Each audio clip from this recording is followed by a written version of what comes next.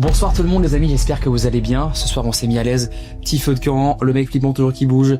Ça va être génial, on va se raconter, vous connaissez à force, petite histoire qu'on a vécue. Les filles, j'adore, et aussi Lucas, apparemment j'allais vraiment exclure Lucas directement de la vidéo. Les filles, hop, il y a que... C'est la dernière fois que j'étais pas là, hein. Aujourd'hui je suis là. Oui c'est vrai, la dernière fois Lucas n'était pas là parce qu'il a eu un accident le soir avant de venir sur le tournage. Là il est présent, merci Lucas d'être venu, d'avoir fait le déplacement. Merci aussi les filles d'être là. On va se raconter du coup nos petites histoires. On va passer aux petites phrases. Lucas, toi, tu décrirais comment l'histoire que tu as vécue en une petite phrase? Alors moi je peux pas trop en dire parce que sinon ça va donner trop d'infos. Du coup ma petite phrase ça va être une nuit, une maison, un mystère. Ok, donc 3 mots qui font une phrase finalement. Ok. Je sais pas si on peut appeler ça une phrase mais... Ok. Toi Franca, ce serait quoi? Moi je dirais que ce serait la sociabilité intrusive d'une entité. Je pense que ça définit tout sans trop en dire. Oui. Ok, Voilà. donc paranormal quoi, ça. Okay. Absolument. Ouais, complètement. J'ai envie de te dire ta phrase. Et du coup, pour ma part, ce serait le soir où les rumeurs se seraient confirmées. Voilà. Donc paranormal aussi. Exactement, ouais. Et toi du coup, rationnel. Moi c'est une histoire tout à fait rationnelle. Ok, et moi on sera du coup aussi sur une histoire plutôt rationnelle. Moi ce sera la voisine inquiétante. Voilà. Les amis, si vous voulez, j'ai créé un Spotify, bon depuis longtemps maintenant, qui s'appelle Les histoires sombres et morbides de Léo. N'hésitez pas vraiment à venir sur Spotify, vous êtes de plus en plus nombreux, on est bientôt 25 000 là-bas. C'est énorme, merci beaucoup. C'est vrai que Spotify c'est plutôt cool comme format, vous pouvez écouter ça dans la voiture tranquillement, en faisant la cuisine, en faisant un petit truc à côté, une petite activité manuelle. Ça fait plaisir, donc n'hésitez pas, je vous mets tout ça en description. Avant qu'on commence à écouter l'histoire de Franca les amis, faisons une petite pause. Et oui, encore une fois, voilà, tout le monde a disparu. Bon, j'ai l'habitude à force. C'est le moment, finalement, pour vous parler maintenant du sponsor de la vidéo qui est Surfshark VPN. Vous avez à force l'habitude. Personnellement, les amis, moi, j'adore disparaître en ligne sans laisser aucune trace. J'imagine que vous aussi, et c'est parfaitement ce que fait Surfshark. Je vous la fais courte. Surfshark, c'est un VPN, un réseau privé virtuel, un outil qui sert tout simplement à protéger ta connexion Internet. Il chiffre toutes tes données, donc personne ne peut voir en fait ce que tu fais en ligne. Et ce qui est cool, c'est qu'il cache aussi ton adresse IP, donc aucun psychopathe peut venir chez toi. Et ça franchement c'est cool. Ce qui est vraiment trop cool avec Surfshark, c'est que tu peux sécuriser tous tes appareils avec un seul abonnement. Tu peux aussi sécuriser ta connexion et faire croire que t'es carrément pas du tout dans ton pays actuel mais dans un autre. Bon perso je vous le dis souvent mais moi je m'en sers en fait pour regarder des films qui sont bloqués en France et aussi pour que mes infos évitent de se faire aspirer par des personnes malveillantes. Bon comme d'hab Surfshark ils nous mettent bien, j'ai un bon plan pour vous. Tu peux profiter toi aussi du bon plan Surfshark. Tu vas sur le site surfshark.com/LeoYT où tu utilises le code LeoYT en majuscule au moment du paiement et tu chopes 4 mois gratuits en plus. Et vous inquiétez pas, il y a même une garantie de remboursement de 30 jours, donc vous risquez vraiment pas grand chose quand vous prenez l'abonnement. Merci les amis d'avoir pris le temps de m'écouter, merci encore à Surfshark d'avoir sponsorisé cette vidéo et nous on passe maintenant à l'histoire de Franca qui est maintenant. On peut commencer finalement la première histoire, celle de Franca, quand tu veux. Après ça évidemment on débriefe tous ensemble et on se partage nos théories. Ok. Ok, let's go, on écoute. Donc, l'histoire paranormale que je vais vous raconter aujourd'hui date d'il y a environ 5-6 ans en arrière. On avait décidé de se faire une journée bateau avec des potes. Donc, on était 4 en tout. Il y avait moi, un couple d'amis et un 4e pote. Et on s'est tous retrouvés un beau jour d'été au port, sur le quai, au bord du lac de Neuchâtel. Et en fait, le délire, c'est que on avait décidé de passer une journée sur un bateau à vapeur datant de 1912. Et ce bateau à vapeur avait été construit dans les années 1912 justement. Et ensuite de ça, ils l'avaient un peu laissé à l'abandon. Ils avaient décidé de le remettre un petit peu en fonction en 2000 et quelques, donc il y a 5-6 ans en arrière. Donc on décide de passer la journée dessus. Il y avait une formule où on pouvait passer la journée dessus, manger, et il faisait vraiment sa croisière tout autour du lac. On se dit, ouais, ça peut être sympa, on a pris un jeu de cartes, on a mangé sur le bateau, tout s'est bien passé, on a bien rigolé, c'était chouette. Et le soir, arrivé au quai, on descend du bateau tranquillement, c'était chouette. Et là, le couple d'amis avec qui on était nous propose de poursuivre la soirée chez eux. Donc là, on change complètement de contexte, donc on part vraiment en campagne, pleine campagne, dans un petit village à 1000 mètres d'altitude, donc chez eux. Et pour vous expliquer un peu, l'appartement était en duplex sur 2 étages, très boisé, un peu ancien, assez chaleureux. Et puis là, on s'ouvre 1 ou 2 bouteilles de rouge, on met la musique, on s'amuse bien, on fait un peu la fête, c'était chouette. Et puis à un moment donné, on commence à être fatigué, on se dit bon on va aller se coucher, on va aller dormir, voilà. Et ma pote, elle nous dit dormez là, vous avez bu 2-3 verres, ce serait plus judicieux de pas reprendre le véhicule ce soir. On se dit ok, très bien. Donc elle me prépare un matelas gonflable au salon où je pouvais dormir et mon autre pote dormait sur le canapé un petit peu plus loin. Et puis je pars à la salle de bain, je vais me brosser les dents, etc. Et quand je reviens, mon pote qui était déjà sur le canapé en train de s'endormir à moitié me dit mon Dieu, mais tu respirais fort, ça va pas? Je lui dis comment ça je respirais fort? Il me fait mais ton souffle, tu m'as fait peur. J'ai dit mais c'était pas moi j'étais à la salle de bain, c'était pas moi quoi. Et là il me regarde un peu embarrassé en mode ok bon laisse tomber, on s'en fiche, bonne nuit. Ok. Et là du tout au tout, je sens l'ambiance dans cet appartement complètement changée. Donc je commence à me sentir un peu étrangement mal, mais enfin j'en parle pas. Je me couche sur ce fameux matelas. Et là, dès le moment où je me couche, je sens comme une oppression thoracique. Comme s'il y a quelqu'un qui se couchait sur moi littéralement. Et là, j'ai de la peine à respirer, je peux plus bouger. Franchement, je commence à paniquer. Et je saurais pas dire si ça a duré 20 secondes, 1 minute. Ouais, je pense 2 minutes maximum. Et là, tout à coup, je ressens plus rien. C'est-à-dire que cette oppression, elle part comme elle arrivait. Et en face de moi, il y avait l'escalier qui montait justement sur la mezzanine de l'appartement. Et là, je vois assez distinctement une silhouette d'un homme très très vieux marcher tranquillement à l'étage.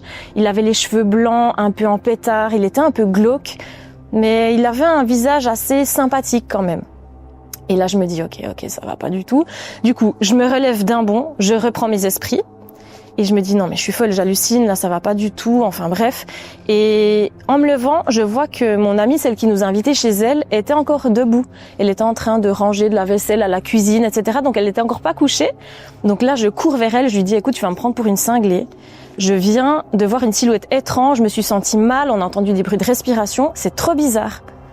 Et là elle rigole un peu, puis elle me dit ah oui non mais c'est Marius. Je lui dis tu me parles de quoi là?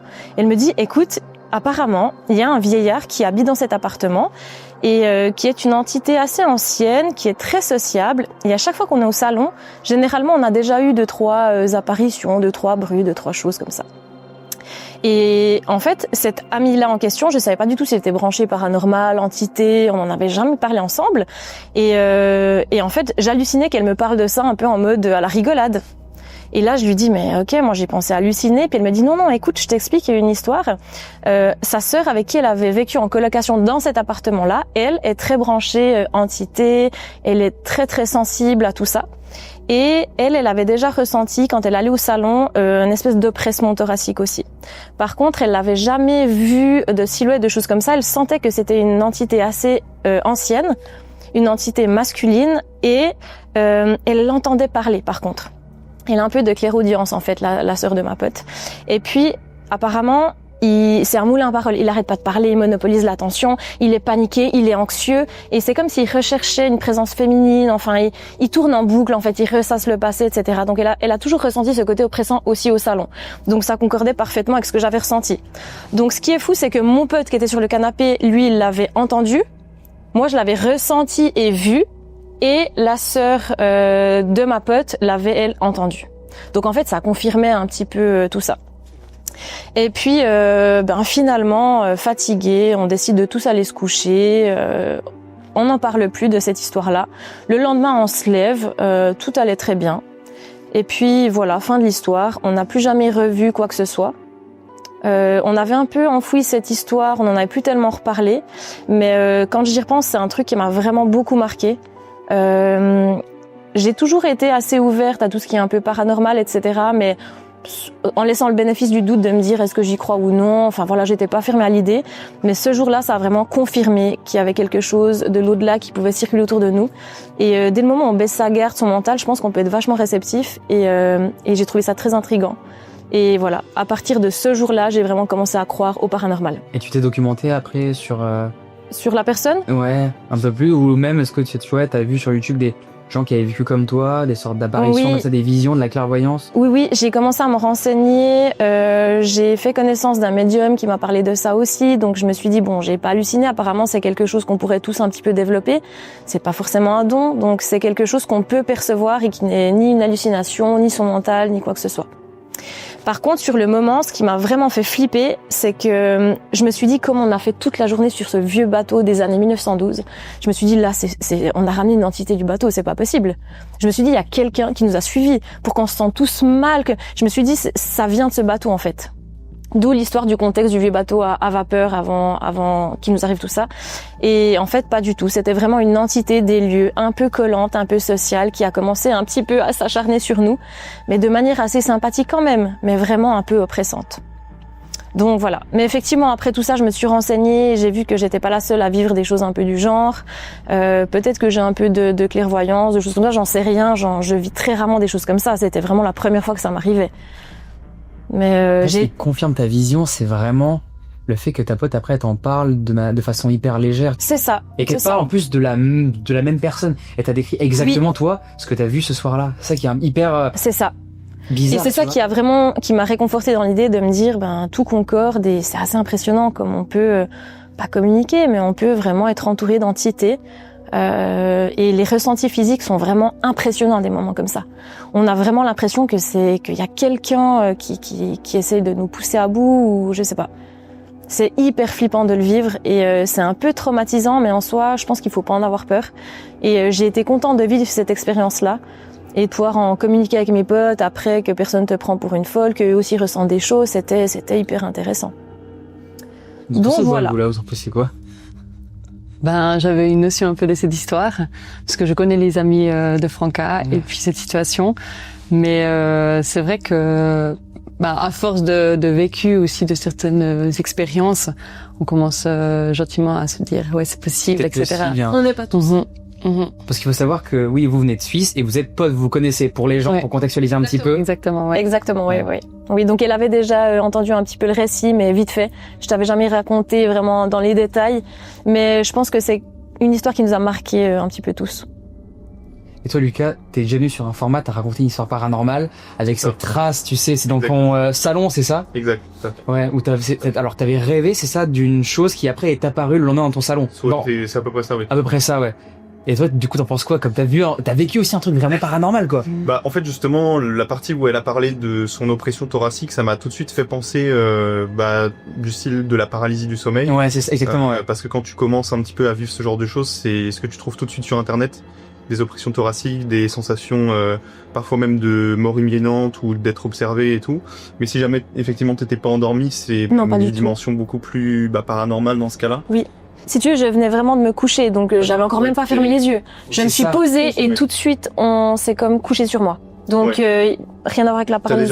T'en as déjà fait des paralysies? J'en ai déjà eu ou deux, donc oui. Tu ressens, ouais, quand... Oui, j'arrive à différencier les deux. C'est ça, donc en fait, ça va pas pu du tout être une sorte de rêve ou une hallucination dans ton rêve. Non, du tout. Une paralysie du sommeil, ok. Ouais. J'étais vraiment consciente et éveillée à ce moment-là. Ce qui est fou aussi, c'est tes amis qui, pour eux, ça leur semble naturel, ils sont habitués. Oui. Ils te disent, mais c'est Marius et tout. Oui, et pour eux, c'était standard. Mais je savais pas qu'ils étaient branchés à ce niveau-là ou quoi, donc je me suis dit, je leur en parle, ils vont me prendre pour une cinglée, mais c'est comme ça, hein, on s'en fout. Et t'as ressenti quoi quand ils t'ont dit justement, ça a été quoi ta réaction directement quand tu dis ouais non mais c'est Marius, t'inquiète, et que t'as du coup compris que t'avais vu toi la même chose? Ouais. Déjà j'ai halluciné, je me suis dit mais pourquoi vous m'avez jamais parlé de cette histoire-là en fait?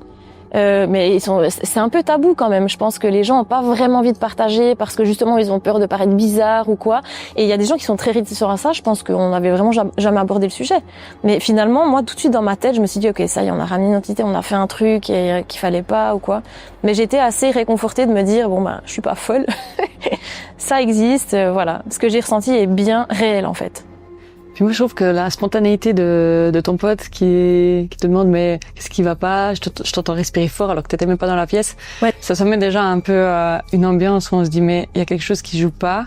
Ouais. Et puis par la suite, toi, t'as d'autres dans le sens que t'as d'autres ressentis, la vision, etc. Et en fait, ça englobe le tout, quoi. Ah mais je vous jure, l'ambiance, elle a changé du tout au tout. Tout se passait bien, tout était chouette et tout à coup, il y a un truc. On a senti dans l'atmosphère, en fait, la pièce, elle est devenue glauque. C'est comme si ça s'était assombri. On se sentait mal physiquement. On était bizarre. Mon pote qui me dit, t'as de la peine à respirer. Je me dis, mais qu'est-ce que tu me racontes, en fait? T'as pas vu que j'étais pas là, en fait? Tout était bizarre, en fait. Je sais pas à quoi c'est dû. Est-ce que l'entité traverse ton corps et du coup t'as le poids de l'entité, Je sais pas. Ouais, je sais pas. Je sais pas s'il y a des comment on dit, des histoires, enfin non, comment on appelle? Cette histoire d'énergie, tu veux dire? Oui, et il y a des mémoires de lieux qui, tous les temps sont un petit peu plus fortes énergétiquement. Et je sais pas si à ce moment précis-là, la mémoire était beaucoup plus forte. Et c'est pour ça que tout à coup, tout a changé. Et moi et mes amis, c'est vrai qu'on est tous quand même assez sensibles dans la vie de tous les jours, on est quand même assez empathiques, etc. Donc je pense qu'on s'est tous sentis, on a tous ressenti physiquement quelque chose, et je pense que c'est la mémoire des lieux qui était importante à ce moment-là, ou je sais pas, je saurais pas l'expliquer en fait. C'est bizarre. Peut-être que les personnes, ouais, c'est sûr, émotionnellement plus ouvertes, empathiques, ont Ouais. plus de chances de vivre ce genre d'expérience De aussi, sentir que peut-être. quelque chose tourne ou comme ça, effectivement. C'est vrai que ce que t'as dit d'intéressant, c'est quand t'as dit peut-être que parfois mentalement on baisse sa garde Oui. Ouais. et du coup on est plus sensible, tu vois, Absolument. c'est un peu effrayant, tu vois. Ouais. Oui. Et pour moi qui suis beaucoup dans le mental, effectivement, je pense qu'il y a pas mal de choses où je passe outre, où je ressens pas. Mais là, effectivement, on était bien. Je suis avec des amis que je connais depuis toujours. Donc, en fait, on doit pas penser à qu'est-ce qu'on va dire, etc. Donc, on est vraiment dans un lieu safe où vraiment on peut se détendre. Décompresser. Et voilà, se Et décompresser. là, ça t'attaque à ce moment-là. Et là, tu vois. ça attaque Ouais. direct. Ça, c'est fou. Ouais. Donc, voilà. Mystérieux, merci beaucoup. Avec plaisir. Merci infiniment pour ce partage. Bon, maintenant, on passe à quelque chose de beaucoup plus rationnel, qui fait un peu... On va parler un peu de crime, j'imagine, j'espère pas. Et si c'est ça, avec son sourire, je peux vraiment que ça va être ça. Bon, bah, Lucas, c'est quand tu veux. Ok. Alors, bah du coup, mon histoire, pour poser un petit contexte, elle remonte à l'époque où je venais de passer je venais d'avoir mon permis. Et donc, si tu veux, à l'époque, tu viens d'avoir ton permis, tu commences à t'écarter un petit peu de chez toi, tu vas aux soirées, t'as plus besoin de demander à tes parents de venir te chercher et tout. Et donc, tu goûtes un peu à cette espèce de liberté, entre guillemets, que t'avais pas connue avant d'avoir ta première voiture, ton permis et tout. Et t'as envie justement de t'éloigner, tu découvres et tout.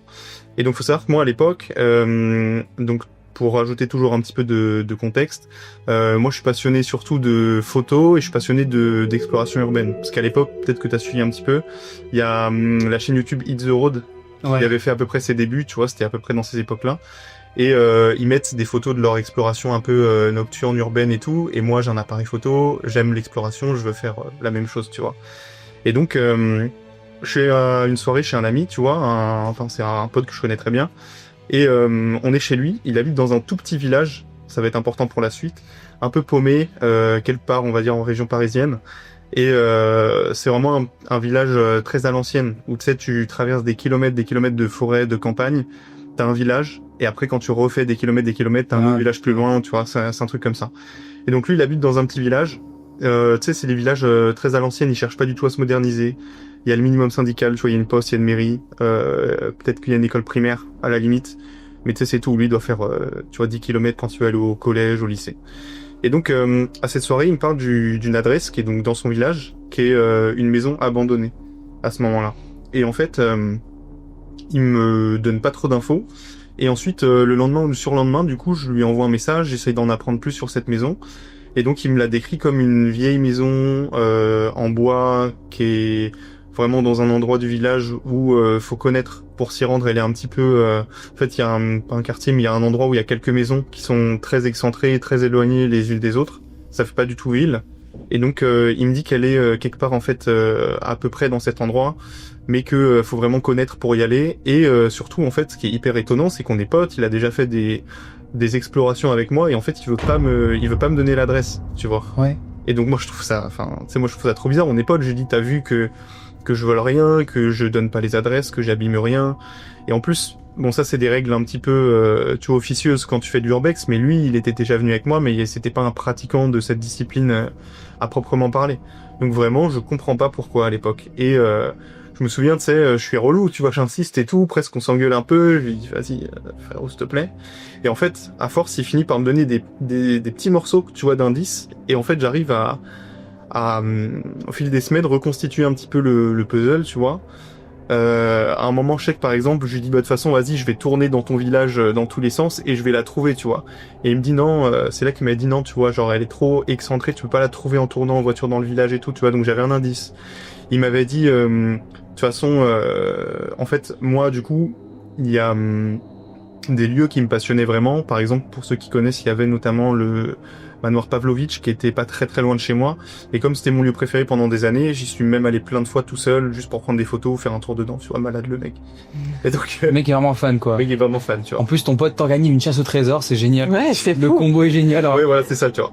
Et donc, du coup, bah, en fait, il me dit, ouais, je sais qu'elle est tout seul et tout, t'auras pas la détermination d'y aller parce que, vraiment, elle est dans les champs, pas très loin de la forêt, c'est vraiment le spot est un peu flippant, un peu pourri, tu vois. Et donc, j'ai plein d'indices, et donc, je mets 2-3 semaines à trouver, je fais du repérage, je tourne un peu, tu sais, dans son village en voiture et tout. Et je finis par aller voir des maisons, je me dis ok c'est peut-être celle-ci, je vais voir, bon en fait elle est habitée, je vais voir celle-ci, en fait non c'est pas ça et tout. je rentre chez des gens, non, ça c'est... Ah non. Je suis pas rentré chez des gens, mais voilà, en tout cas j'allais voir, des fois je voyais de la lumière, c'est habité, j'y allais pas évidemment. Et donc du coup, il me reste une adresse tu vois que j'ai pas encore été voir, et je repense à ce qu'il me dit, il faudrait pas loin le champ et tout, et je trouve tu vois, je me dis ok, en fait c'est une maison qui est...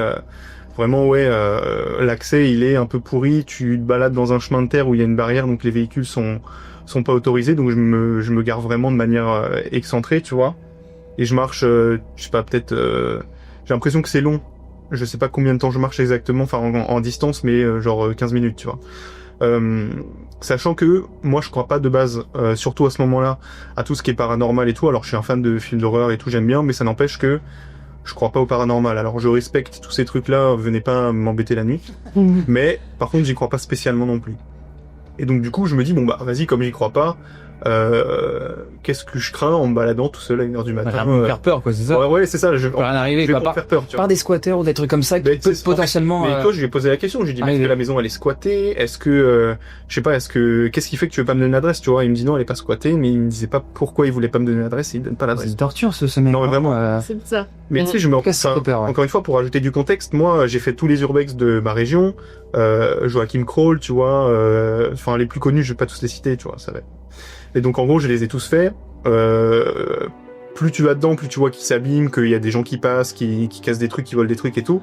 Et donc, bah là, on parle un peu d'un truc que n'importe quel explorateur a envie de trouver. Tu vois, une maison qui a été abandonnée, je sais plus si je l'ai dit, mais en l'occurrence, quand il m'en a parlé la première fois, elle avait été abandonnée il y a moins de 4 ans, tu vois. Genre il y a 2-3 ans. Ah, donc récemment. Ouais, donc très récemment, je me dis, bah, trop cool, il y aura tout à l'intérieur, ce sera pas abîmé. En plus, c'est tellement excentré que, bon, voilà, donc j'ai fait mes recherches sur Internet, personne n'en parle sur aucun site, blog d'urbex, page Instagram, page Facebook, rien, tu vois, je trouve rien. Et donc, bref, je finis par trouver l'adresse. J'y vais, donc je marche pendant 10-15 minutes. Vraiment sur la gauche, il y a une grosse forêt très haute, très épaisse, et donc bah t'entends les bruits de la forêt, t'es pas bien. Sur la droite, du coup, j'ai un champ de maïs, tu vois, genre pareil, qui fait 2 mètres, 2 mètres 10, tu vois. Et du coup, je repère sur Google Maps en même temps que je marche, et à un moment, du coup, je dois traverser le champ, tu vois. Donc du coup, vas-y, je traverse. Donc bah, t'entends les bruits des champs, tu vois, il y a des oiseaux, des fois tu passes à côté d'un lapin, d'un truc et Un tout. sanglier, peut-être, ça aussi. Ou un sanglier, tu vois, mais dans tous les... Bon, après, moi, je vois pas... Enfin, je pense que c'est à peu près inoffensif, tu vois, si tu leur fais rien. Mais je flippe, tu vois. Genre, l'ambiance, elle est ouf. Et donc, je kiffe un peu. Enfin, je kiffe et j'ai peur. Et donc, je traverse le champ. Et déjà, premier truc, je me suis mal repéré sur Google Maps. Je suis censé arriver devant la maison. Et en fait, j'arrive par le jardin. Et déjà, trop bizarre, tu vois, le jardin, il paraît presque... Au début, il y a pas d'herbe, tu vois. Et donc, je me dis, waouh, bizarre, peut-être qu'il est entretenu, tu vois. Ah ouais, ça par contre, ça plaît. Étrange. Et en fait, tu vois, je mets un petit coup de lampe torche, et en fait, non, l'herbe, elle est jaune, elle est pourrie, ça pousse plus, tu vois, genre comme si... Cramé, quoi, en fait. Ouais, comme si c'était cramé, tu vois, donc je me dis, c'est peut-être les agriculteurs, tu sais, qui cultivent les maïs, qui mettent des produits titulaires, je sais pas. C'est la théorie que j'ai trouvée à ce moment-là. Donc je fais le tour de la maison, c'est une maison... Enfin, c'est bizarre, mais il n'y a pas de porte qui mène au jardin. Donc je suis contraint de faire le tour. De toute façon, je repère un peu et je vais pour rentrer par la porte. D'entrée classique, évidemment. Donc je rentre par la porte. La porte, elle est un peu bloquée, tu vois. Donc je force, tu vois. Je vois que j'arrive à l'ouvrir de 5-6 cm, enfin 10 cm plutôt. Je vois un peu ce qu'il y a à l'intérieur, je mets un coup de lampe torche et je continue de la pousser un peu et elle se débloque et je parviens à rentrer, tu vois. Donc je regarde, il y avait rien derrière qui bloque et tout. Je pense juste que la porte était un peu fatiguée, tu vois. Peut-être. Et donc je pénètre dans cette maison et sur le moment, je vais pas mentir, je sens pas une ambiance spécialement pesante, quoi. Quand je rentre, en tout cas, je ferme la porte et tout pour essayer d'être pas repérable. Et donc je ferme la porte, je mets ma petite lumière rouge pour pas trop qu'on voit des lumières de l'extérieur au cas où une voiture qui passerait aux abords et tout. Et donc du coup, je commence un petit peu je fais mes premiers pas dans cette maison à ce moment-là. le truc qui m'a frappé, c'est que juste à côté de l'escalier pour monter à l'étage, il y avait une énorme, je sais plus comment ça s'appelle là, tu sais, les grandes horloges avec un balancier là. Ah mince. Je sais plus comment ça s'appelle. Mais donc, bref, il y a cette horloge. Pas une comptoise. Oui, c'est une horloge comptoise, exactement. Ouais, c'est ça. Ouais. Et donc, le balancier donc est immobile, tu vois. Et donc, je marche, j'explore, tu vois. Donc, il y a des toilettes au rez-de-chaussée, il y a une chambre, il y a la cuisine. Dans la cuisine, c'est trop bizarre. C'est comme si c'était, mais en fait, c'était une ambiance un petit peu comme celle du lieu d'aujourd'hui. Tu sais, vraiment avec beaucoup de meubles en bois assez vieux. Vintage un peu. Vintage, Quoi. il y avait des outils agricoles accrochés au-dessus de la cheminée. Il y avait encore du bois, des fagots sur le côté. Tu sais, il y avait une grappe de tête d'ail, tu vois, qui était accrochée dans la cuisine. Il y avait des érables aromatiques. Tout était dans des bocaux, tu sais, en verre que tu déclipses, tu sais, avec un joint et tout. Tout fait très vieux, tu vois. Il me dit, elle est abandonnée depuis que 3-4 ans. Et en fait, j'ai l'impression qu'elle est abandonnée depuis 20 ans, tu vois. Enfin, en tout cas, dans la déco, dans l'esthétique que je vois et tout. Et donc, j'entends pas spécialement de bruit. De toute façon, je veux pas rester 2 heures dans le lieu et tout. Et donc, je vais pour me diriger vers l'étage. Et déjà, quand je passe devant l'horloge comptoise, elle fait un craquement. Je me suis chié dessus ou pas. Genre, le craquement de l'horloge, il est foudroyant. Et j'ai tellement flippé sur le moment, mon cœur, il a battu que je me suis dit, bon, vas-y, est-ce que je fais demi-tour ou pas? Et après, je me bats un peu avec moi-même, je me dis, en vrai, je suis là. Je vais monter à l'étage, tu vois. Et quelle horreur de s'infliger ça tout seul, quoi, vraiment. Faut être un psychopathe pour faire ça. Non, mais tu sais, en fait, quand t'as fait plein d'urbex avec des gens, après, on t'es habitué un petit peu. Surtout que moi, pour le coup, j'ai toujours eu de la chance. J'ai jamais croisé de squatteurs, j'ai jamais croisé de gens dangereux. Ouais, de gens tout court. On va vite fait une fois ou deux des explorateurs, mais c'était dans des lieux hyper connus. Dans des petits lieux, j'ai jamais croisé personne, j'ai jamais eu de mauvaise expérience, j'ai jamais passé à travers un parquet ou rien, tu vois. Donc en fait, Tu serais pas là. Tu serais peut-être pas là pour me raconter ça. Mais tu vois, donc je me dis bon bah en fait, j'ai peut-être pas conscience à ce moment-là qu'il peut vraiment m'arriver un truc parce qu'il m'est rien arrivé, tu vois. Donc je monte à l'étage, je regarde et du coup, j'entre sur la gauche, il y a une salle de bain avec une baignoire, un évier et tout. Et je me mets à fouiller, mec, pour essayer de trouver des produits de beauté ou d'entretien pour voir la date, tu vois. Je me dis, ça se trouve... Et donc, je cherche et tout, et je vois pas de date, tu vois. Deuxième truc trop bizarre, c'est que dans l'évier de cette salle de bain, à l'étage, il y a des centaines et des centaines et des centaines de moucherons morts, mec. Mais vraiment, il y en a plein l'évier, tu vois. Et ça, pour le coup, c'est un truc qui est un peu moins habituel, déjà. Mais donc j'explore un peu et tout. Et en fait... le moment un peu fatidique arrive quand je rentre dans une des chambres. Alors j'ai oublié de préciser, mais la maison, c'est vraiment une capsule temporelle. Hein. Les gens sont partis du jour au lendemain. Ils ont tout laissé comme ça et... Ils ont tout laissé. Il y a il y a les assiettes dans la cuisine. Il y a tu vois, il y a des livres, tu vois, qui sont ouverts avec un marque-page, tu vois, sur une espèce de petit buffet dans le salon et tout. Enfin vraiment, il y a des photos de famille. Tout est là en fait. C'est comme si les gens étaient partis du jour au lendemain. Et donc je continue ma petite exploration, je monte à l'étage, donc je disais, je rentre dans une des chambres, et là en fait, je vois des énormes traces de sang, mais genre c'est abusé. Il y en a vraiment beaucoup, il y en a du sol au plafond, il y a encore les matelas qui sont là, qui sont imbibés de sang. Et en fait, moi je me dis, bah, tranquille, parce que en fait, c'est déjà arrivé, tu sais, qu'il y ait justement des explorateurs du milieu de l'urbex, tu sais, qui mettent des poupées un peu flippantes dans des maisons, ou qui marquent... c'est Satan avec du faux sang et tout. Ouais, c'est ça, exact. Des messages un peu qui font peur. Et donc moi je me dis, bah c'est ça, tu vois, en fait. Je me dis que c'est ça. Et en fait, je vais dans l'autre chambre. Et donc là, il y a encore plus de sang que dans la première. Mais surtout, il y a de la rubalise, tu vois. Tu vois ce que c'est de la rubalise? Non, je vois pas, c'est quoi la rubalise? La rubalise, tu sais, c'est les... Alors ça peut être soit les rubans jaunes et noirs. Toi qui es ambulancière, tu connais peut-être, non? Ouais, c'est ce que utilisent soit pour préserver une scène, pour pas que les gens... Pour les scènes de crime. C'est ça. Ouais. Sauf qu'en fait là, non, c'est pas ça, tu sais, il y a des... Je sais pas comment ça s'appelle, peut-être que tu vas connaître. Tu sais, l'espèce de petit carton, il y a les numéros là, 1, 4 et tout. Et sauf qu'ils sont collés sur le mur où il y a les traces de sang, tu vois, il y en a plein. C'est pour faire les mesures, etc. Ok. Je crois. Ouais. C'est une scène de crime en gros. Et en fait, du coup, bah, là je me dis, bon, ça commence à devenir un peu... Et donc là, pour le coup, je me souviens que là, par contre, je ressens une ambiance que j'avais pas sentie au début. Bon, c'est très certainement psychologique, mais hyper pesante. Là, j'ai peur, le moindre bruit, je me mets grave à l'interpréter. J'avais entendu 10 000 bruits d'oiseaux dans les champs derrière, mais là, le truc, je sursaute, je regarde partout, je mets ma lampe en gros, là, je m'en fous d'être discret, tu vois. Et en gros, je regarde même pas les autres pièces de la maison, de toute façon, j'ai à peu près fini. Et je descends, et je pars, tu vois. Bah oui, logique. Ce que tout le monde aurait fait, je pense. Hein. Ouais. À ce moment-là, un scène de crime. Avec Ok, Robert, ouais. peut-être partir. Mais sur le moment, tu sais, je sais pas trop. Je me dis peut-être que c'est Mise en scène. Ouais, une mise Ça. en scène. Tu vois, je pense que c'est une mise en scène pendant longtemps. Et en fait, du coup, je finis par dire à mon pote, que j'ai été dans la maison, tu vois, celui qui voulait pas me donner l'adresse. Et là, il me dit une phrase, genre, il me dit, ah ouais, non, t'as abusé, tout, t'aurais pas dû y aller, les pauvres enfants. Et là, il me dit cette phrase, tu vois. Et je comprends pas et tout. Et en fait, Oh non. c'est lui qui me raconte. Et donc, il y a un article de journal, d'un grand journal, vraiment, bah, c'est Le Parisien, en fait, qui a fait un article sur cette affaire. Et en fait, il y a une mère de famille qui est devenue folle. Et dans la nuit, tard la nuit ou tôt le matin, je sais pas comment on peut dire ça, qui a égorgé ses 3 enfants, en fait, 10, 14 et 16 ans. Et donc, en fait, c'était des vraies traces de sang, c'était des vrais trucs et tout. Alors après, dans l'article, il précise que donc la mère a été arrêtée, que l'affaire est rentrée dans l'ordre et tout. Mais ils ont vraiment laissé la maison telle quelle. Et donc, voilà, il y a encore tout dedans, et donc, Je comprends pas comment c'est possible que la maison soit laissée telle quelle. Ouais. De base, il y a les nettoyeurs de scènes de crime qui viennent après pour nettoyer. Après, je sais pas comment c'est. C'est intéressant de demander peut-être aux personnes qui auraient cette info-là. On est comme, ou aller vérifier ça après. Parce que je vois pas comment une maison peut être laissée comme ça à l'abandon, quoi. Par la mairie, ou elle est pas à la mairie après, elle appartient à qui en fait, tu vois, c'est des bizarre. excellentes questions. Après, dans ce Ouais. cas, si jamais elle appartient à la mairie et que personne habite dedans, qu'ils en font rien, que ouais, peut-être. Ah ouais, c'est ça Quoi. aussi, ouais, comme ils sont en prison.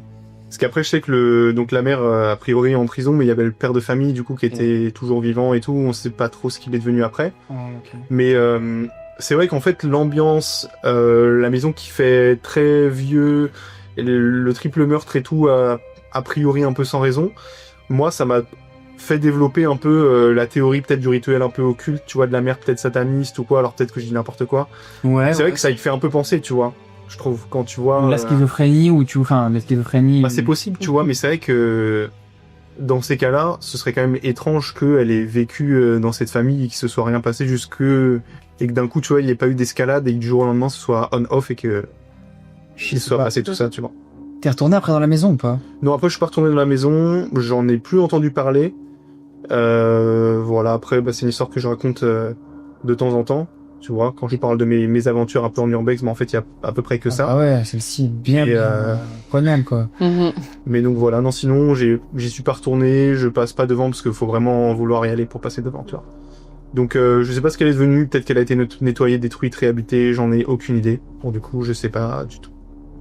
Ok, merci Lucas. Voilà. J'aimerais vraiment savoir l'histoire. Ouais. Merci Lucas. Merci Buston pour l'applaudir.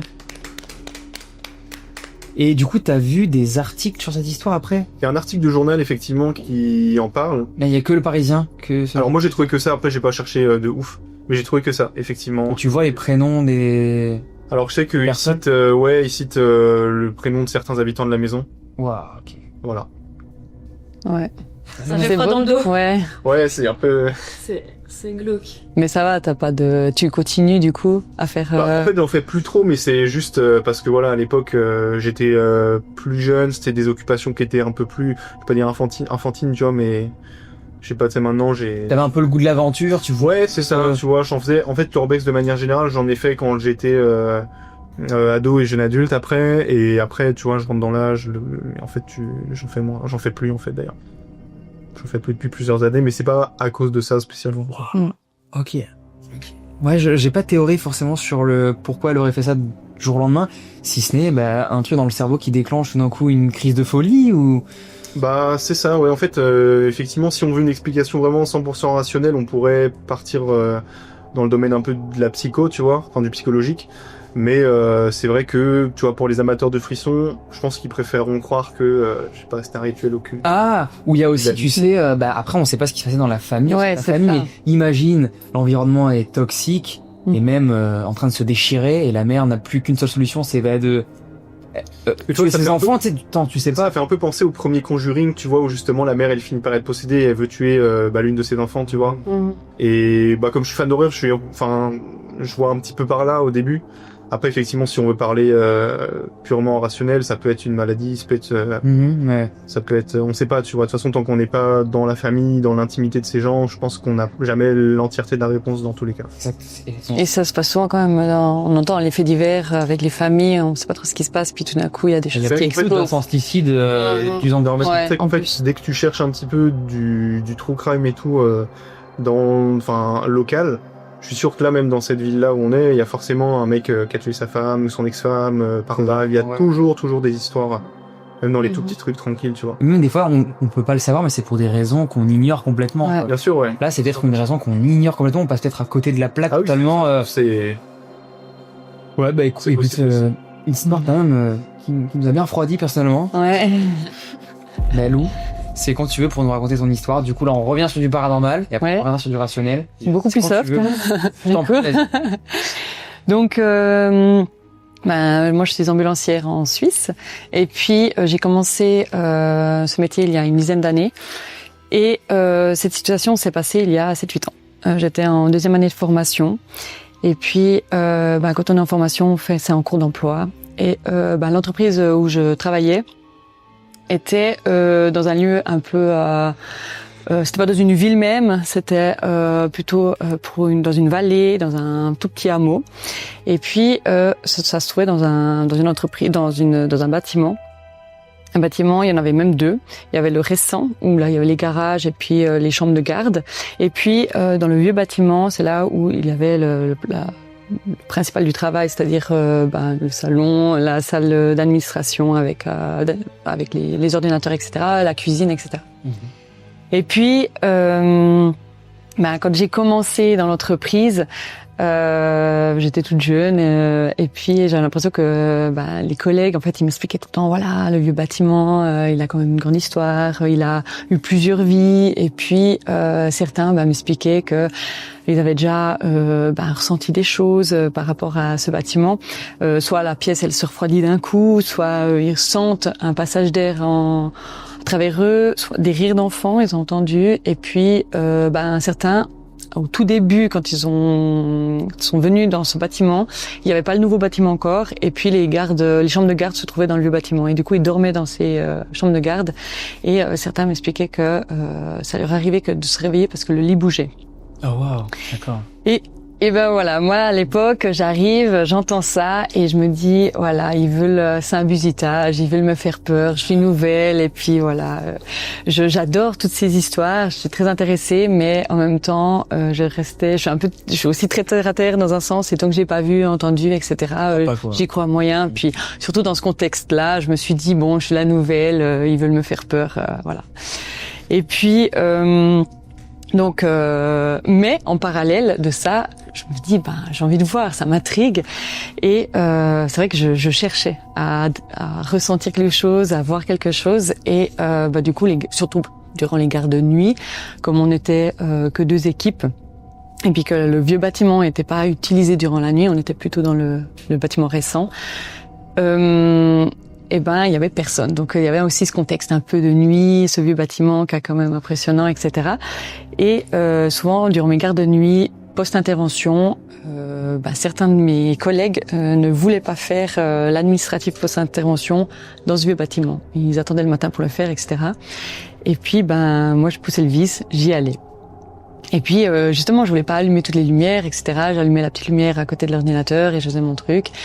Et puis, rien ne se passe. J'ai fait ça des nuits et des nuits, rien ne se passe. Donc voilà, un peu déçue. Et puis des fois, je poussais encore plus loin le vice. C'est que parfois on utilise des linges durant nos interventions. Quand ils sont souillés, on va les mettre à la lessiverie, on les lave. Et puis elles se trouvaient à la cave, évidemment. Et puis là, je me suis dit si c'est la nuit, j'y vais. Alors là, j'avoue que la trouille venait. J'avais facilement la trouille. Et du coup, j'y allais, mais j'allumais tout, je courais, je lançais le linge, je remontais, je réteignais, etc. Et puis, il se passait évidemment rien. Donc voilà, une petite déception, mais en même temps rassurée. Et puis, jusqu'à ce fameux soir, c'était, je dirais en été, parce qu'il faisait jour encore assez tard. Et puis, je prenais ma garde de nuit avec mon référent. On commence toutes nos gardes à 19h et puis du coup on mange sur place le soir et puis après voilà, on attend les interventions. Et puis il faut savoir que mon référent c'est quelqu'un aussi très terre à terre et quand on me racontait ces histoires, il me disait moi il m'est jamais rien arrivé, oublie, laisse tomber, etc. Et puis là on mangeait au salon. Et à un moment donné, je pense qu'il est 8h30 du soir, on décide de ramener nos plateaux à la cuisine. Et moi je le précédais. Puis pour voir un peu imaginer le bâtiment comment il se configure, il y a le salon, la grande pièce où il y a les ordinateurs, etc. Il y a la porte d'entrée, le sas d'entrée. Puis après, en fait, on a 3 marches. Un couloir, tout petit couloir, puis au fond de ce couloir à droite il y a la cuisine. Puis le long de ce couloir à gauche il y a des escaliers qui montent à l'étage et puis là se trouvent les bureaux des chefs. Et du coup et puis pour imaginer aussi où il y a ce couloir, ces escaliers, c'est tout du tapis. Et puis évidemment quand on marche on entend les gens monter, descendre parce que j'imagine que c'est des escaliers en bois, j'en sais rien, une structure dans ce sens-là. Et puis du coup je précède mon collègue, j'ai mon plateau, je me dirige vers la cuisine, on ne parle pas forcément. Puis au moment où j'arrive vers le sas, je monte ces escaliers, j'entame ma marche dans le couloir et là j'entends comme quelqu'un qui monte en courant à l'étage. Un peu comme mon chef il le faisait régulièrement la journée et puis voilà. Puis mais vraiment par réflexe, j'entends, je tourne la tête mais je vois rien. Puis vraiment par réflexe, je tourne la tête en me disant je vais peut-être voir quelqu'un, je vois pas un bout de pied, je vois rien. Et du coup, tout de suite je continue ma marche en me disant j'ai fumé quoi. Voilà. Et puis 20 secondes après, j'arrive dans cette cuisine, je pose mon plateau et là mon collègue me dit on est d'accord, il y a quelqu'un qui est monté. Alors qu'on n'a pas échangé à ce moment-là. Et j'étais là, oh nom de Dieu. Et alors on a couru, on est monté en haut et arrivé en haut, en fait c'est une pièce où il n'y avait pas de meubles, donc il n'y a pas de moyen de se cacher. Et puis en fait, il y a la porte pour entrer au bureau des chefs. Et puis il faut savoir que cette porte, c'était pour y accéder, il faut avoir la clé, parce que sinon la poignée en plus c'est une boule, donc il y a pas la clé, voilà. Donc on toque, on appelle, rien, donc on redescend vite parce qu'on court, on se dit alors on va peut-être voir des lumières, etc. On sort de la caserne, pas de lumière, rien à l'étage. Après on voit pas de visage non plus, hein.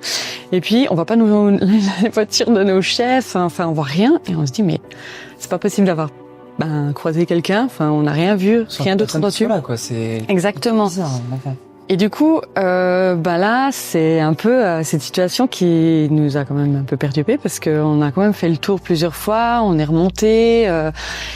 Puis on a c'est ce moment-là qui a été très intriguant parce que moi j'ai vraiment entendu ces pas sans avoir un stress, j'ai pas ressenti quelque chose de particulier à ce moment-là, j'ai vraiment juste entendu les pas. Et j'ai même fait une référence avec mon chef en me disant il a oublié quelque chose, il est remonté. Et puis mais en le fait que mon collègue m'en parle alors que lui c'était terre à terre, s'en fiche, voilà exactement, c'est que des blagues. Et puis là en fait qu'il m'en parle alors que 20 secondes après en disant mais il y avait quelqu'un qui est monté, je me suis dit waouh, là il y a vraiment quelque chose. Et puis le fait qu'on ait croisé personne en fait, parce que c'était pas possible que quelqu'un soit redescendu sans faire de bruit en fait. C'est ça. Et vu j'imagine aussi, non? À un moment donné, on aurait vu la porte se refermer de l'entrée, ce genre de truc et rien de tout ça. Est-ce qu'il y avait pas des rats ou tu vois, parce que c'était quoi un bruit comme ça? Ouais, c'était quand même. Alors c'était plutôt des pas d'adultes justement. Ah, d'adultes. Ouais. Pour. Ouais, c'était vraiment ça. Pour moi, c'était. Pas talons ou des chaussures à... Non, chaussures simples. Moi, je me suis dit, vraiment, je me suis dit que c'était mon chef en fait qui remontait. Ah ouais, carrément. Et puis, pour avoir le contexte aussi de ce bâtiment, c'est que, comme je l'ai dit avant, il a plusieurs vies et il a été construit vers 1850 et puis ça a été un bâtiment pour les colonies de vacances. Ah, c'est c'était aussi un sorte de pensionnat orphelinat pour la ville d'au-dessus, etc. Et puis il y a aussi d'où les rires d'enfants, donc on commence à faire le rapprochement. Et puis avant que nous on arrive en fait dans ce bâtiment en tant que ambulancier, c'était un home, un EHPAD. Et du coup, évidemment, on doute bien qu'il y avait sûrement des gens décédés. Après, pour moi, c'était des pas assez de quelqu'un d'assez vif. Ouais. Donc, plutôt jeune, mais voilà. Et du coup, et suite à ça, en fait, même en réitérant mes petits rituels d'après-garde, d'après intervention, d'aller dans le bâtiment, de refaire mon administratif en petite lumière, etc. Il n'y a rien eu d'autre en fait suite à ça. Et puis, mais du coup, ça m'a conforté qu'en fait, effectivement, il y a possibilité que quelque chose se passe autour de ce bâtiment, d'autant plus qu'il a, c'est quand même une vieille bâtisse, et puis qu'il a une histoire, quoi. Enfin, plusieurs histoires même. Du coup, voilà. C'est bizarre, mais ouais. Après, est-ce que ton patron n'a pas finalement une cachette secrète en haut? Alors non, Je sais pas, il a une cachette secrète énorme. Il vient vous surveiller. Il organise des trucs bizarres. Non, peut-être pas. Alors, il avait un carnot mais dans l'autre bâtiment, donc je sais pas. Je sais pas. Être à part, tu vois, moi je pensais une connerie dans le genre, une balle qui tombe, ou un objet physique, mais comme tu nous dis que c'est vraiment des pas d'humains que t'as vraiment entendu, parce que ça c'est vrai qu'on a tendance, l'humain, à vraiment reconnaître les bruits de pas. Souvent, moi, je sais, par exemple, que je reconnais les bruits de pas de mon daron ou de ma daronne. Tu sais quand c'est mon daron ou ma daronne, tu vois. Ouais, t'as vraiment vu ça qui est bizarre, enfin, entendu du moins, pardon, que c'était vraiment les bruits de pas de ton patron, quoi. Ouais, alors en tout cas, j'ai fait tout de suite la référence avec ça, parce qu'on a, en fait, je pense que quand on entend ce genre de choses, on fait tout de suite référence à quelque chose qu'on connaît, quelque chose de plus rationnel, etc. Puis donc voilà. Et puis suite à ça, effectivement, ça commence, ça m'a permis de me dire d'être un peu encore plus ouverte à ceci, et puis voilà, après ça arrive pas tout le temps, c'est rare, et puis pourtant en poussant le vice on n'a rien. Et puis parfois sans le vouloir, ça arrive comme ceci. C'est un peu quand on s'y attend le moins, j'ai l'impression. Parce que comme tu disais avant, on baisse notre garde, on n'est pas à l'affût, on se tranquillise, et puis tout à coup ça vient. C'est cool. Et là, il ne faisait pas nuit, c'était encore il faisait jour pour dire qu'il était 8h du soir. Donc, il y avait pas aussi ce contexte-là, on se fait un peu flipper, etc. Donc, c'était toute tranquille, ouais. Et est-ce que tu as essayé peut-être de te renseigner, savoir s'il n'y avait pas eu, peut-être, je sais pas, un profil de quelqu'un qui pourrait correspondre à quelqu'un peut-être de jeune qui est décédé dans le bâtiment, qui pourrait avoir... Dans l'escalier, qui avait l'habitude de courir ou monter très vite, tu vois? Non, alors ça, effectivement, en fait, pour moi, ça a confirmé un peu tout ce qu'on m'expliquait. Ouais. Comme quoi, voilà, il y a des vieilles personnes qui ont été décédées, que toute la partie pensionnat, orphelinat, colonie de vacances a été un peu, il me l'expliquait de manière un peu sombre. Donc, pour eux, il y a eu des enfants qui ont été décédés de la manière étrange. Ouais. Donc, quel style, disparition, abus? Sincèrement, je sais pas. Mais eux, ils sont partis là-dessus parce que il y avait aussi ces histoires de rires d'enfants que certains entendaient. Moi, j'ai jamais entendu. Orphelinat, c'est pas apprécié parce qu'à l'époque, c'était un peu plus dur et du coup, il y avait des... Oui, et puis souvent, il y a des maladies. Enfin, je veux dire, à l'époque, à 1850, souvent c'est... Ce qui est tuberculose, etc. Il y avait pas mal ça, donc oui, possible. Et puis, voilà, après, est-ce qu'ils ont été enterrés dans le jardin? J'en sais rien. Je ne sais pas. Donc, voilà. Est-ce que leur corps est caché dans l'escalier? Ça me fait penser à Weapon, le film là qui est sorti récemment avec les enfants qui me courent, tu sais. Ah ouais. Ce film ou non. Il est terrifiant vraiment. Ok, voilà. Vraiment. Bon, je suis pas une promo pour Weapon, ça, mais vraiment, j'ai vu le film, il est fou. C'est vraiment moi cette mécanique des enfants qui courent comme ça, les bras tendus vers on ne sait pas où. Du coup, dans le film, c'est terrifiant. Non, par contre, le film est très cool, tu vois. Bon, merci beaucoup pour ta pause. De rien. Pourquoi mon histoire elle se passe en octobre et on est au Canada? Il fait vous imaginer froid, l'ambiance un peu hivernale, qu'on apprécie tous au coin du feu. Voilà, c'est un peu la période dans laquelle on est dans mon histoire. Cette histoire, elle va arriver à une famille. Donc on a Sandrine et Franck, les parents, et on a David, le petit. Il a 8 ans au moment des faits. Il faut savoir en gros qu'ils habitent dans une résidence avec plein de maisons. Vous savez, au Canada, il y a ces belles résidences, un peu dans le même style que les résidences américaines. C'est des lotissements où il y a plein de maisons un peu pareilles. Voilà, pour vous expliquer un petit peu le cadre dans lequel on se trouve. Et donc voilà, ils ont une maison pavillonnaire, très mignonne, très sympa. Et voilà, ils ont des voisins qui connaissent un petit peu de vue, mais bon, ils sont pas extrêmement potes, quoi. Voilà, bon, il y a un couple qui vit à côté de chez eux, et un autre couple. Ils les connaissent pas plus, mais bon, ils leur disent des fois bonjour de temps en temps quand ils vont au travail et quand ils rentrent le soir, quoi. Comme leurs horaires sont un petit peu les mêmes, quoi, finalement. Un beau jour, ils vont trouver ça un peu bizarre parce que il y a une dame en fait dans leur maison voisine qui passe tout le temps avec des cartons en fait. Elle a sa voiture et hop elle amène des cartons et elle remet des cartons dans sa voiture. C'est un peu bizarre, ils comprennent pas trop. Et ils pensent que cette vieille femme, du coup, est peut-être la belle-mère ou la mère de leur voisin, quoi, en fait. C'est peut-être une vieille femme qui est de la famille de leur voisin, bon, peut-être une connaissance, n'importe, une personne qui vit chez eux, mais bon, ils n'ont pas plus se poser de questions, ils sont pas assez proches pour demander à leurs voisins, donc bon, ils s'en foutent un peu, quoi. Le truc qu'ils vont trouver un peu bizarre, c'est que leurs voisins, bah, ils les voient plus. Voilà, comme si, en fait, cette femme vivait, en fait, tout le temps chez leurs voisins, mais sans leurs voisins, en fait. C'est très bizarre, comme si elle avait un peu repris la maison, quoi. Alors, s'ils ont déménagé, c'est la question qu'ils vont se poser, ils vont pas comprendre, oh bon.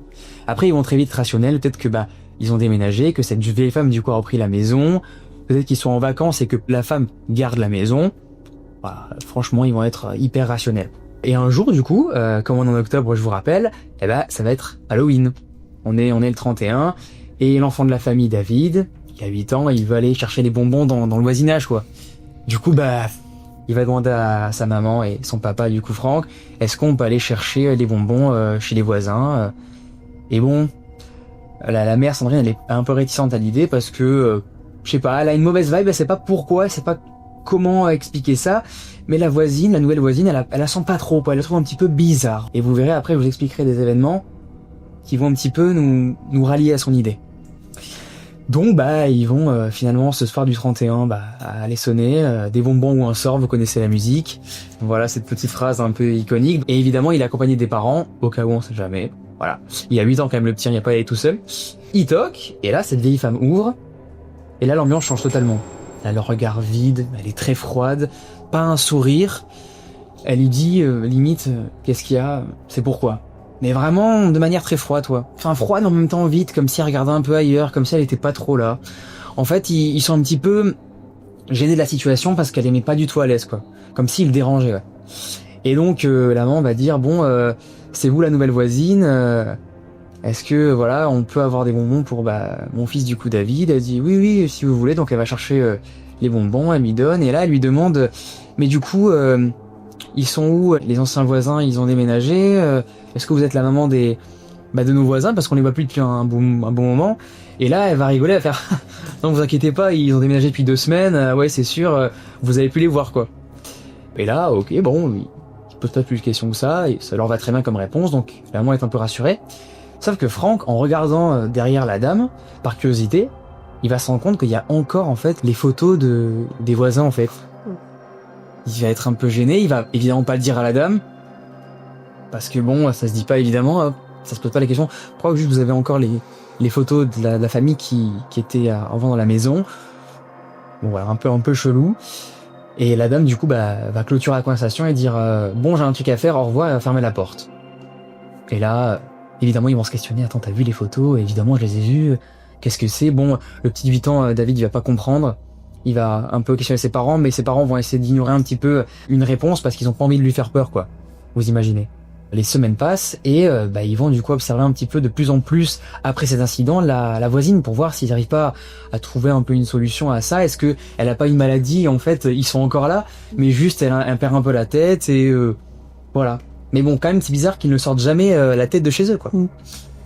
Et donc voilà, ils vont l'observer de temps en temps, surtout quand Sandrine va aller à son travail et souvent elle la voit le matin très tôt dans son potager, s'occuper des carottes, de ses patates, mais souvent s'arrêter pour aucune raison et fixer le ciel, comme ça, en ne disant absolument rien.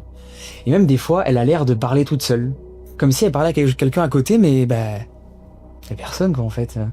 Et pourtant, elle entend des conversations, des choses sortir de sa bouche, quoi, comme des phrases, mais qui ne parviennent à personne, en fait. Très bizarre. Tous ces événements sont un peu chelous, même des fois, ce qui est bizarre et ce qui lui fait un peu peur. Et là, elle pense même que cette femme, en fait, n'existe pas. Mais bon, elle va trouver des explications rationnelles. Les semaines passent. Et ils sont réveillés une nuit par des sirènes de police. Et les sirènes, en fait, proviennent de chez leurs voisins, quoi. Et ça toque à la porte. Ils voient évidemment, ils sont réveillés, vous imaginez en pleine nuit et tout, je crois que c'est 2h du matin. Ils voient les gyrophares dehors, c'est horrible, pire sensation, vous imaginez. Vous avez la tête un peu dans les fesses, vous réveillez, c'est l'horreur. Il y a un gendarme, enfin une personne de la police qui vient du coup leur parler. Il leur annonce du coup la triste nouvelle que leurs voisins ont été retrouvés et découpés dans des cartons dans la maison. bon, il y a pas le fils à ce moment-là, mais du coup, il y a que Sandrine et Franck qui sont au courant de l'information. Vous imaginez, ils sont sans voix, ils restent sans voix et ils sont au courant en fait de tout ce qui s'est passé. Ils demandent du coup au policier, j'espère que vous allez retrouver la femme qui a fait ça. Et là, le policier, il dit, attendez, quelle femme? Il n'y avait pas de femme quand on est arrivé dans la maison. Donc voilà.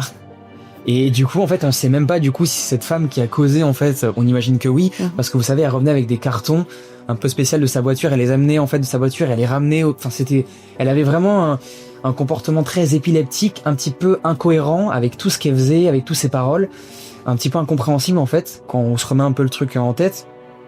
Et du coup, en fait, voilà, ça les a vraiment effrayés cette histoire et ils ne savent pas du coup si cette femme est en liberté, est-ce qu'ils l'ont retrouvée. Ils se sont pas plus intéressés au truc, mais par contre, du coup, les jours suivants, bah, vous connaissez la chanson, les nettoyeurs de scènes de crime qui ont balayé la maison et qui n'ont...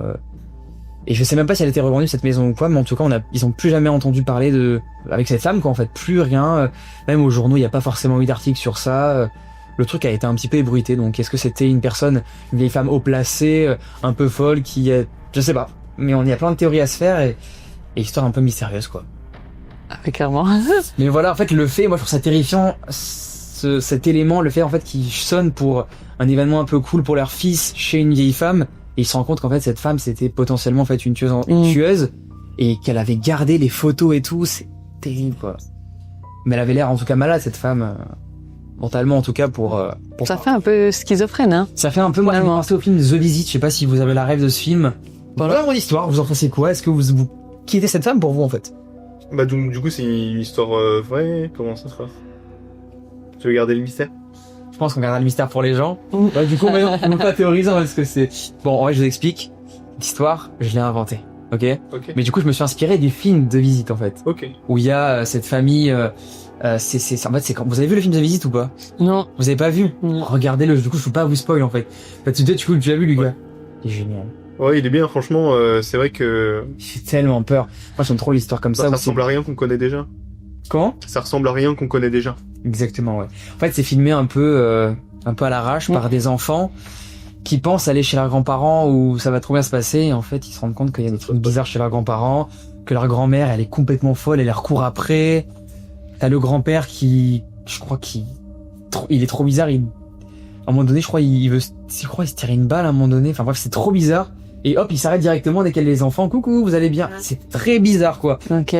Et en fait, moi, c'est ça qui me fait peur le plus, c'est les personnes âgées qui font des trucs un peu spéciaux, ça me terrifie. Voilà. J'ai peur des personnes âgées, je pense que j'ai peut-être une peur refoulée, ça. Mais tu sais qu'il y a un film d'horreur, je sais plus sur quel... Megan, peut-être? Non, pas du tout, mais c'est... ça s'appelle The Old, je sais plus quoi. Ah oui, The Old! Et c'est... En fait, c'est des gens qui vieillissent sur une île. Non, c'est pas ça. C'est pas ça? Aucun rapport. Alors, Aucun rapport, mais tranquille. Non, c'est en gros un film d'horreur dans une maison de retraite, tu vois, où genre c'est que des vieux, tu vois, qui pètent un peu un câble, tu vois. Ah ouais, ok. Et du coup, tu vois, si t'as peur des vieux, en vrai, il va te plaire. Ah mais oui, j'ai la ref, c'est dans un EHPAD ça se passe. Dans un EHPAD, ouais, tout à fait. Ok. J'ai la ref. Ouais, il commence à tuer tous les gens du village en fait, je crois, non? Ouais, c'est ça, ouais. Ouais. Je voulais pas en dire trop. Oui, pas bizarre, on va vraiment aller se faire voir, quoi. Et ce qui fait le plus peur, c'est vraiment des gens qui ont l'air tout gentils avec la double personnalité, en fait. Où vraiment, on voit qu'il y a carrément deux visages. C'est comme si le masque tombait. Et en fait, t'as un criminel derrière. On en parle souvent, des tueurs en série avec le côté psychopathe, en fait. Ouais. C'est un gentil voisin, on n'a jamais compris. Il faut bien attirer les personnes à soi. Bah, c'est des gens qui sont manipulateurs, mais à un niveau où toi-même t'y crois, c'est ça, tu vois. Extrême. Mais ton histoire, elle me faisait penser aussi, je sais pas si c'était tiré d'une histoire vraie, mais aussi, dès qu'ils allaient sonner à la porte, il y a une vieille dame un peu livide qui leur ouvrait la porte. Et en fait, elle était toujours un petit peu bizarre, ils entendaient des bruits, etc. Puis finalement, l'agence immobilière avait dit, mais il y avait jamais personne qui habitait là, en fait. Tu vois ce que je veux dire? Ou vraiment, ils se sont aperçus qu'il y avait du bruit, ils ont vu quelqu'un, mais en fait, cet appartement était vide depuis des mois. Ça me fait penser, j'ai pensé à ça quand tu racontais ton histoire. Est-ce que finalement, c'était une entité ou est-ce que c'était vraiment une vraie personne? C'est voilà. ça. Tu peux tout imaginer, mais... C'est ça, on sait pas. Voilà. Bon, en tout cas, merci d'avoir écouté, merci d'être venu. Ça m'a fait vraiment plaisir d'être avec vous. Très bien. Le feu est éteint, dommage pour la fin. Mais c'est pas grave, en vrai. Alors, on mettra une musique juste après pour pas qu'on ait trop froid. J'espère que vous avez kiffé, les amis, ce petit format. En tout cas, j'ai trop adoré. On avait du paranormal, des histoires un peu réelles. C'est drôle parce que, hop, ça a vraiment fait une croix réelle, paranormale. Exactement. Très drôle, j'y ai pensé maintenant. Merci les amis d'avoir suivi cette vidéo. On se retrouve nous très prochainement pour un nouveau format avec les abonnés. Merci beaucoup à Surfshark VPN de nous accompagner sur les projets comme ça. Voilà, on peut toujours faire des trucs encore plus fous. Donc merci à eux, c'est grâce à vous. N'hésitez pas si vous voulez venir, voilà, nous partager vos histoires, à remplir le formulaire en description. Comme ça, on verra si votre histoire peut passer dans un épisode comme ça. Toutes les histoires sont intéressantes. Mais voilà, si elles sont plus adaptées, on verra évidemment, on fera un petit tri. Merci d'être venu de Suisse, les filles, franchement, merci beaucoup. Avec grand plaisir. Et Lucas de 90 km, on va Ouais, appeler. une centaine de kilomètres. Ouais, bravo. Merci beaucoup pour faire le déplacement. C'est vrai que vous êtes fous à faire ce déplacement-là, mais ça me touche vraiment. Merci. Et merci pour ton accueil, je tiens à le préciser. Serrez-moi la main. Ça comme me je fait savais faire. plaisir. Serrez-moi la main de cette manière. Merci les amis. On se retrouve très bientôt pour une prochaine vidéo, pour un nouveau format abonné. Je l'ai déjà dit. Terrible. Bisous tout le monde. À plus, bonne nuit. C'est une bonne nuit après ces histoires. Hein. Attention à vous. Hein. Ça va être compliqué, je pense. For me, I looted everything, Tolanus. Hold on. We're hungry. Let's eat. So our max HP goes up. And now... Wait. Oh no. Let's just get the checkpoint to be closed. We need some wood. And some planks. Yeah. Wasn't there like a very vicious boar? Here? We need one more wood.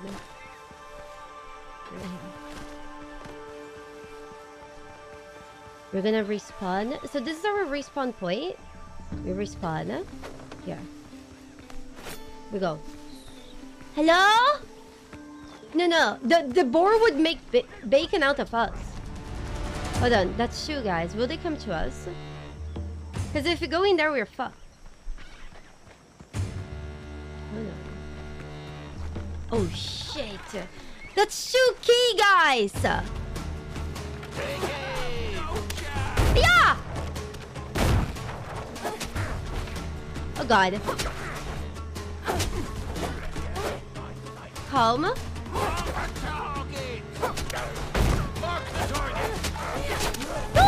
Jesus Christ! There's too many! There's too many!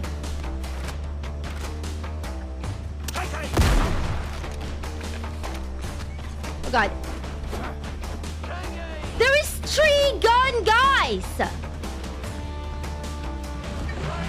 Oh my god! There's a giant boar! And the guy's still coming for me? Boar, help! How are they all coming for me?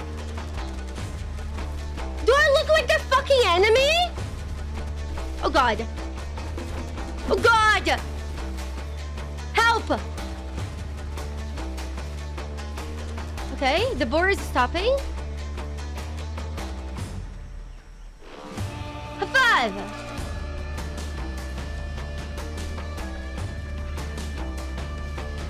Ship them. It's okay. Aya!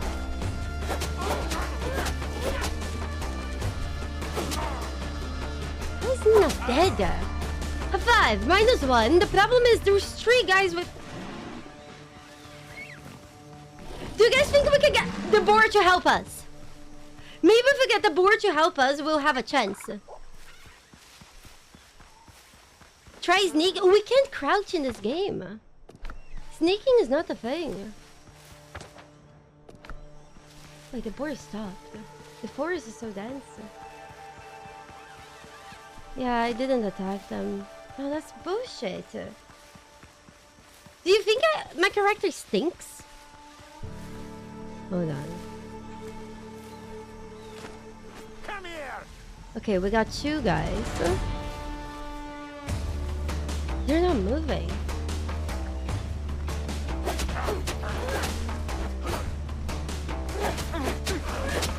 Okay.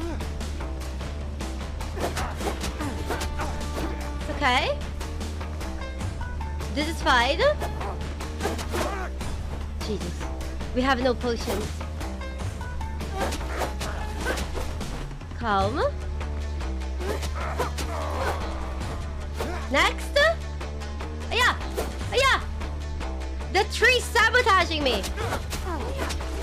No, I got too greedy. Shit.